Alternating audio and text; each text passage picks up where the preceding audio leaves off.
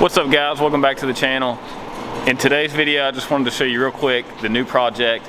It's kind of an ambitious project. This truck was a little rough when I got it, but it's got really good bones. So here it is. That is a 2003 Ford F-250 6.0 Powerstroke, and it's probably one of the cheapest running and driving 6.0s. Crew cab, short bed, four-wheel drive. It's literally got all the things you want in a Powerstroke, and it's a lariat. Probably the cheapest one in the United States, maybe. I bought this thing for $3,000. It runs and drives great. It needs a lot of cosmetic work. The only rust it has is in the wheel arches.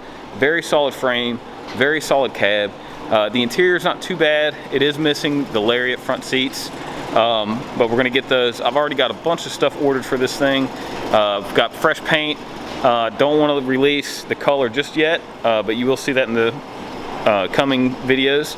And I've got an Expedition Center console for it, which I'm gonna show you how to install that, which is a major upgrade on these trucks. Got some steering components on the way, new parking sensors, those don't work. And I've already fixed a bunch of little things on this truck.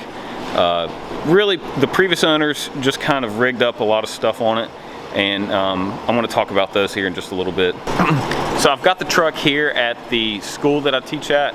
If you didn't already know, I do teach collision repair at a technical school, and I'm running this shop through the program, and me and the students are going to knock it out. Like I said, I'm looking for a 2-week turnaround. This is my personal truck. I'm not flipping this. That's why I didn't mind bringing it to the school. And also it's just so big, I can't fit it in my garage. This truck, it's got a 6-inch lift on 38-inch tires. So definitely won't fit in your normal size garage. Let's walk around. I'll show you everything that's wrong with the truck and talk about some of my plans for it. All right, so let's just start at the front. To begin with, I've got the 2005 6.0 front bumper over there that we're going to put on it. Also going to put some black housing headlights, just like the ones on my French truck, and a black grille. Like I said, I'm not going to talk about the color just yet. We will get to that in the next video. Right now, I've just been fixing little things with the truck and starting the tear down. I just wanted to shoot this video, and this afternoon I'm probably going to pull the doors off and start prepping the door jambs for paint. Luckily this truck doesn't have any rust on the actual cab. The doors are in really good shape, and the cab corners, I mean, they don't even have rust on, you know, on the bottom or anything. Very, very solid truck. It is a lariat. It's got leather rear seats. The front ones have been taken out, but we're going to try and locate some. The bed, surprisingly, is very solid. Just ignore this. No, when I say it's solid, the underneath is solid. The cross members are solid. That's usually what rusts out first, in addition to the wheel arches. So we're just going to do wheel arch patch panels on this. Very simple to do. Tailgate's not bad at all.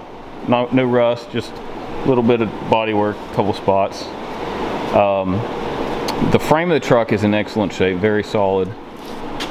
Got some more rust on this side. Same thing, just we're going to do wheel arches. We'll weld those in and body work them, and then this bed will be ready. This side of the truck, really good shape. Only body damage is on this door, and I have another door. I've already started stripping. Well, the students have started stripping, and we are going to body work that. Going to do the 08 and up mirrors on it, and I think I'm going to color match them as well, just like these are from the factory. I think that looks really well. It does have, like I said, 38 1550 20s. Not a big fan of the wheels, but I'm going to roll them for a little while. These are really nice tires, Hancooks, knee deep in rubber. It's good. So let's go on to the inside. Now, if you look down here, I've got some wiring on the fuel inertia switch. I'll get to that in a minute. That's more of the rigging that I was talking about. The reason this is hanging down is where this truck's a Lariat, it's got the trip computer and compass built in, so it tells you, how many miles till empty and your miles per gallon. That was not working, and I took it apart and found out that it just was missing a resistor. Just the solder had broke and the resistor fell off, and I wasn't very careful taking it apart, and I lost that resistor. So I soldered another resistor on it, and that fixed it. It came on, but it was the wrong ohms. So I found a service on eBay for 25 bucks. I can link that in the description, and you just mail it off to them. They got a 1-day turnaround. They repair it with a lifetime warranty. I mean, 25 bucks, you can't beat it. So that's why that's hanging down there. Also, there's an issue with the sunroof, and the tracks are stripped. Again, that's a $50 repair if you do it yourself. We're going to document that as well. So I'm gonna be pulling this. I've left that down so I can just pull this whole headliner down. The whole sunroof cassette will come down, and then we will take it apart, and I'll show you step by step how to replace the tracks and the sunroof. The motor is good. When you hit the button, it makes kind of a noise. It just doesn't move. And also, again, just redneck rigged up, they siliconed the sunroof shut. This is all silicone all the way around. Now, the reason people do this is because they just aren't aware that your sunroof drains can get clogged, and that's why your sunroof leaks. A lot of people think that this seal on the outside of your sunroof is actually what keeps the water from coming in. That's not the case. That's just for wind noise. So water does come in around the sunroof, and it goes into like a gutter system, which then drains out of the vehicle. I'm gonna show you how to take care of those too and clean them out. So we'll have to cut this silicone. Luckily they didn't damage it, it's just silicone. We'll get rid of that, get the sunroof removed, the whole cassette, and rebuild that. So like I said, the interior, it's not bad. I am gonna try and find new seats, the Lariat leather seats. These are out of a super cab, the extended cab trucks with the half doors, and those trucks don't have a B-pillar like this, so the seat belts are built in to the seat. So this truck at the moment's got 2 seat belts, so take your choice. We're gonna fix that.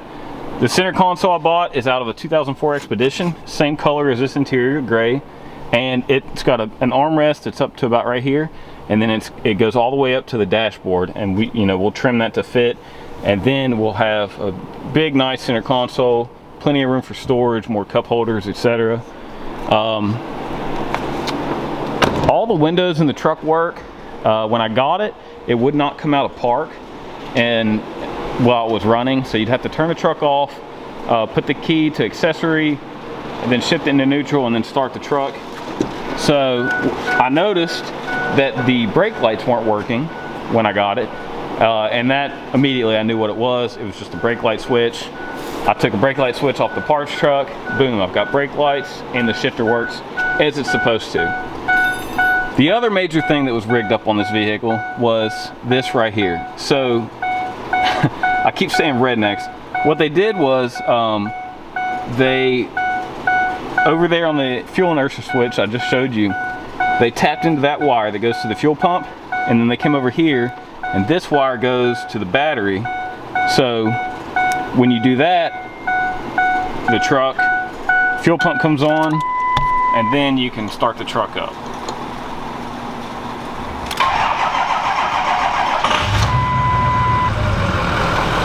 This truck runs really, really good. It's pretty stock. It still has the EGR system, and the only thing done to it is it has an air raid, cold air intake, and it does have a Banks exhaust. But honestly, I'm probably going to take that muffler off and do an axle dump. I really like the way these trucks sound with a straight exhaust and an axle dump. It sounds really healthy. I think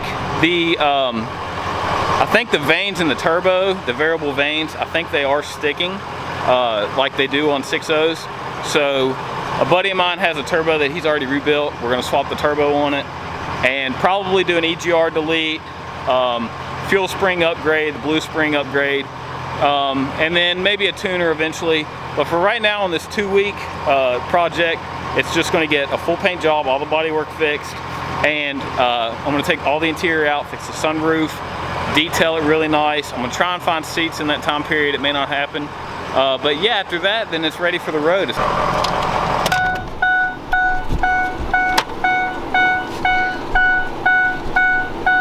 So if you're wondering why I've got the dash all taken apart, it is to fix this issue. So, from the factory, unlike most vehicles, this truck, its fuel pump relay is built into the fuse box. This thing right here. It's also known as a CJB on the forums, and it's supposedly not serviceable. It's not a serviceable relay. Now in another video, I'm going to show you guys how to bypass that relay. So there's basically 2 wires that go into that fuse box. There's one that goes to the PCM, and that's a ground triggered wire that triggers that relay, which then sends positive power over to your fuel pump, and that fuel inertia switch is in line with that. So the previous owner, what they did when that relay went bad was they just cut the wire at the fuel inertia switch, which isn't very safe. That fuel inertia switch is designed in the event of a collision or a rollover to cut power to the fuel pump, so you're not spraying fuel everywhere. So what we're going to do is hook all that back up factory, mount the fuel inertia switch back up, and then we will wire up a 4-wire external relay right beside that fuse box. That way you have a serviceable relay that still works just as it did from the factory.